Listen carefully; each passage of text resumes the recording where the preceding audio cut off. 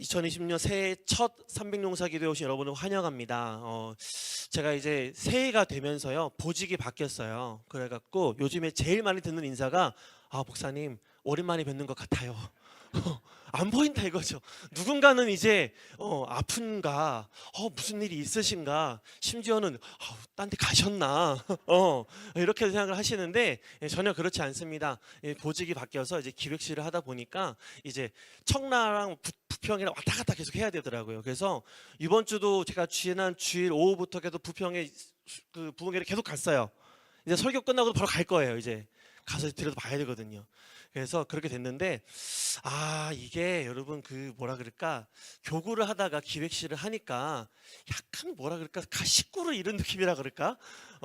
근데 기도는 더 많이 필요해요. 그래서 혹시 저를 제가 기억이 나시고 어디 갔지 싶으신 분들은 기획실 하는구나, 근데 기도해드려야겠다 라는 마음으로 기도해 주시면 정말 진심으로 감사드리겠습니다.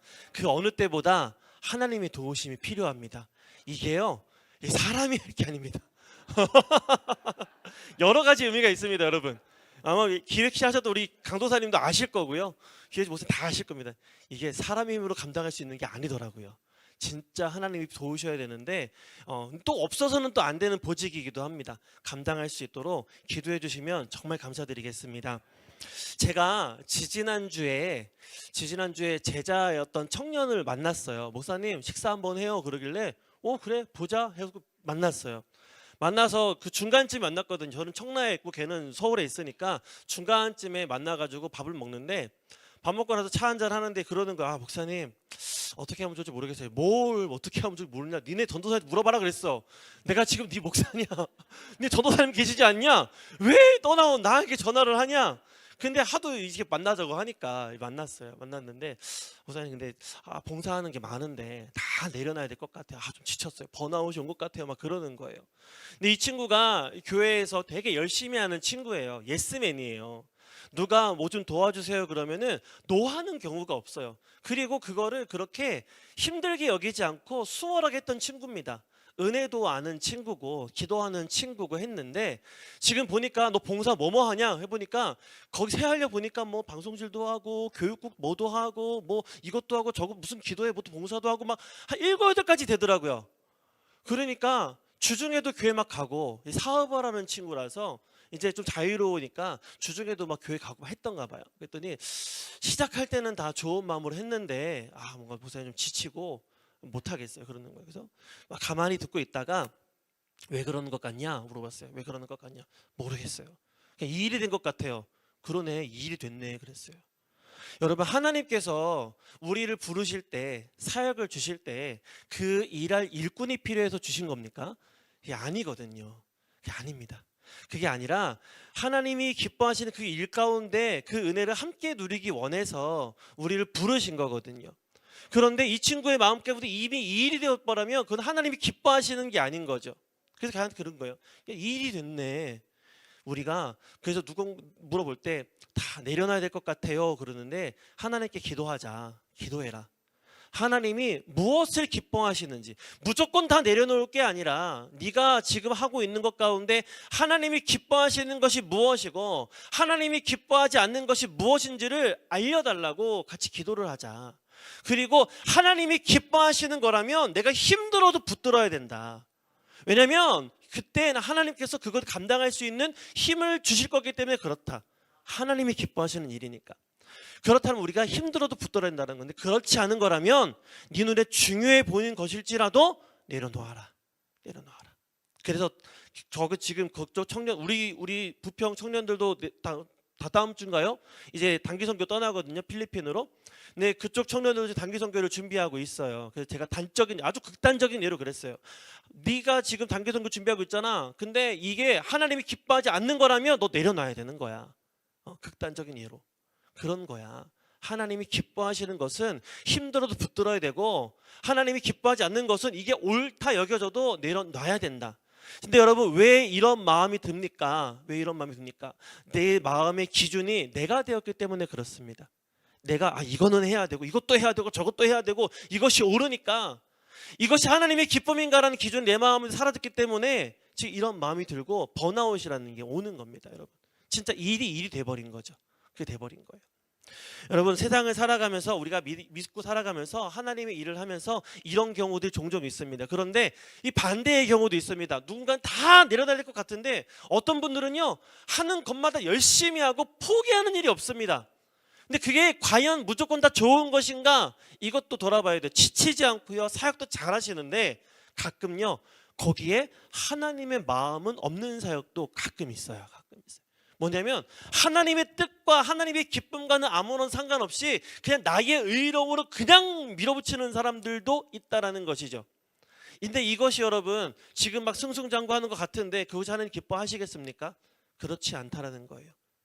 제가 사역을 해오면서 가장 중요하게 여는 것은 이것이 하나님이 주신 마음인가, 하나님이 기뻐하시는가 였어요. 그러니까 사람들이 막, 저랑 제가 청년부사에 오래 했거든요. 살면서 애들한테 목사님 제발 일 좀 만들지 말라고. 우리 임원들이 이제 10월 달에 이제 그만, 이제 보통 총회가 10월 11월에 있거든요. 그러니까 그때쯤이면 일을 안 만들기를 원하는 거예요. 근데 제가 그때 일을 만들었어요. 야, 왜 우리는 하나님이 가장 기뻐하는 전도 축제를 안 하는 거냐?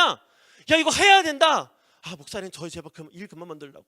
추수감사 딱 끝나면 이제 일이 끝났는데 왜 일을 만들어서, 목사님 지금 예산도 없고요, 시간도 없고요, 여력도 없고요, 우린 지쳤고요, 여러 가지 안 될 이유만 딱 되는 거예요. 근데 야, 하나님이 기뻐하시는데 해야 되는 거죠. 그러니까 애들이 울면서 따라왔어요. 울면서 막 따라왔어요. 막 밤새서 막 기도시키고 밤새서 일시키고 막 했는데, 그때 그 전도 축제 때 우리 그때 예배드리는 청년이 한 80명 됐거든요. 근데 그때 전도축제 때 하나님이 기뻐하신다고 해서 그렇게 시켰더니 초대받아서 온 청년들이 100명이 넘었어요. 이런 일이 벌어지는 거예요. 하나님이 기뻐하시는 일을 하면 역사는 일어나는 겁니다. 중요한 것은 무엇이냐면 내 마음에 내가 의로운 자 기준이 되어서는 안 되는 것이고, 내 삶을 살아가면서 믿음으로 살아갈 때, 사역을 할 때 하나님의 마음이 가장 중요하다는 것입니다. 이것을 우리는 다른 것으로 하나님의 의라고 부르는 것이고, 다른 말로 믿음으로 한다라고 부르는 것입니다. 하나님의 부르심이 있어야 되는 것이고, 거기에 하나님의 마음이 있어야 되는 것이고, 거기에 하나님의 말씀이 있어야 되는 것입니다. 이 하나님의 뜻에 합당한 진행 과정이 있어야만 하나님이 기뻐하시는 것이고, 내가 힘들고 지칠 때 감당할 수 있는 능력과 지혜 또한 주신다라는 것입니다. 그래서 여러분, 지치실 때 물어봐야 되는 거예요. 과연 내가 지금 나의 의로 하고 있는 것은 아닌가라고 생각해 봐야 되는 것입니다. 오늘 이 긴 이야기를 왜 서두부터 했느냐 했을 때, 로마서 본문을 보았는데 로마서의 가장 큰 주제 단어 중에 하나가 바로 이 의라는 것입니다. 로마서 10장에는 두 가지 의가 나옵니다. 뭐냐면은 율법으로 말미암는 의라는 게 나옵니다. 율법으로 말미암는 의가 무엇입니까? 율법을 지켜서 내가 의에 이를 수 있다, 내가 하나님이 주신 율법을 지켜서 구원에 이를 수 있다라고 말하는 것, 이것이 바로 율법으로 이루는 의라는 것입니다. 그런데 이 율법으로 이루는 의가 인간들 중에 가능하냐? 불가능하다라는 것이죠. 이거는 불가능한 의입니다. 그런데 바리새인들이든 서기관들이든 여기에 꽂혀가지고 율법으로 의에 이룰 수 있다, 그래서 내가 율법으로 흠이 없다라는 자부심으로 살아왔던 것이죠. 그래서 안식일에 행해야 될 일, 하지 말아야 될 여러 가지 것들을 지키면서 규정 지으면서 그냥 아주 촘촘하게 살아가는 그런 사람들이 바로 그런 이 바리새인들이었습니다. 오늘 교회 안에도 이런 사람들이 있을 수 있어요. 열심은 있는데 자기도 모르게 나의 의를 드러내는 사람들이 있을 수 있습니다. 율법으로 말미암는 의를 행하는 사람들과 다를 바가 없다라는 것이죠. 왜냐하면 행동으로 자신을 드러내기 때문에 그렇습니다. 내가 이렇게나 신앙의 연조가 있고, 내가 이렇게나 봉사를 열심히 하고, 내가 이렇게나 내가 열심히 해서 이 결과물들을 내었기 때문에 하나님이 기뻐하시고 나는 구원에 이를 수밖에 없는 하나님의 기쁨된 존재다. 물론 맞습니다. 하나님이 허락하셨으니까 그렇게 될 수 있었겠죠. 그런데 아까 서두에 말했던 것처럼 거기에 하나님의 마음과 기쁨이 있느냐는 하나님과 여러분 사이에서 우리가 해결할 문제라는 것입니다. 2절을 보시면, 오늘 본문 2절을 보시면, 내가 증언하노니 그들이 하나님께 열심히 있으나 올바른 지식을 따른 것이 아니니라 라고 말씀하고 있습니다. 올바른 지식을 따르지 않는다는 것은 하나님의 온전하신 뜻인 우리로 하여금 구원에 이르게 하는 하나님의 뜻과는 별개로 자기의 삶을 살아가고 있다는 것이죠. 결국에는 우리가 어떤 봉사를 하든 하나님께 어떠한 삶을 내어드리든 그 결과는요, 우리의 구원과 만나야 됩니다. 이게 하나님의 뜻이에요. 하나님의 의예요. 하나님께서 우리에게 바라시는 가장 큰 뜻이라는 것이죠. 그런데 하나님과 상관없는 일을 열심을 해요. 그것이 왜 의롭지 못한가? 그 끝에 하나님의 구원이 없기 때문에 그렇다는 것이죠. 그래서 오늘 이렇게 말하는 겁니다.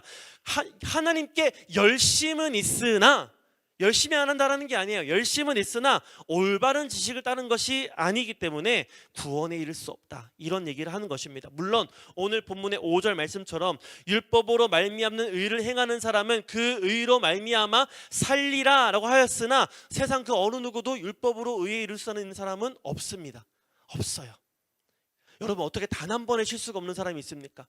세상에 진리되는 말씀이 있죠. 세상에 털어서 먼지 안 나는 사람이 있다 없다? 없다.